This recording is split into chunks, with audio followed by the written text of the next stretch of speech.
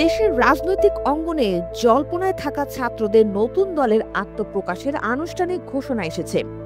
আগামী শুক্রবার বিকেল ৩টায় রাজধানীর মানিক মিয়া এভিনিউতে জাতীয় সংসদ ভবনের প্রাঙ্গণে তরুণদের এই রাজনৈতিক দল আত্মপ্রকাশ করবে। সোমবার সন্ধ্যায় এক সংবাদ সম্মেলনে নতুন দলটির আত্মপ্রকাশের দিনক্ষণ জানান জাতীয় নাগরিক কমিটির মুখ্য সংগঠক সার্জিস আলম। রাজধানীর বাংলা মোটরে জার্নাক কার্যালয়ে এই সংবাদ সম্মেলন অনুষ্ঠিত হয়। সার্জিস আলম বলেন, নতুন বাংলাদেশ সবচেয়ে বড় দাবি হচ্ছে একটি শক্তিশালী রাজনৈতিক দল।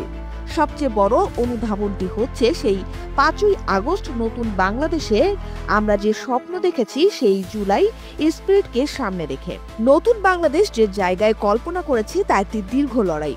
হাজারো শহীদদের জীবনের উপর, অর্থাৎ লাখো ভাই বোনের রক্তের উপর দাঁড়িয়ে যে বাংলাদেশ, আগামী প্রজন্মকে সেই বাংলাদেশ উপহার দেওয়া আমাদের কাছে একটি আমানত।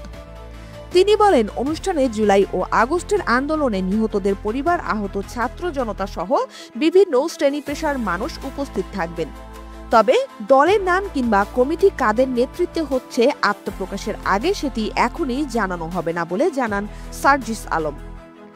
নাগরিক কমিটির সদস্য সচিব আক্তার হোসেন জানান, নতুন রাজনৈতিক দল ও দলীয় প্রতীক নিয়ে বিভিন্ন ধরনের পরামর্শ এসেছে, তবে এই বিষয়ে এখনো কোনো চূড়ান্ত সিদ্ধান্ত হয়নি। সংবাদ সম্মেলনে আরও জানানো হয়েছে, নতুন এই রাজনৈতিক দলের আত্মপ্রকাশ অনুষ্ঠানে দেশের বিভিন্ন রাজনৈতিক দলকে আমন্ত্রণ জানানো হবে।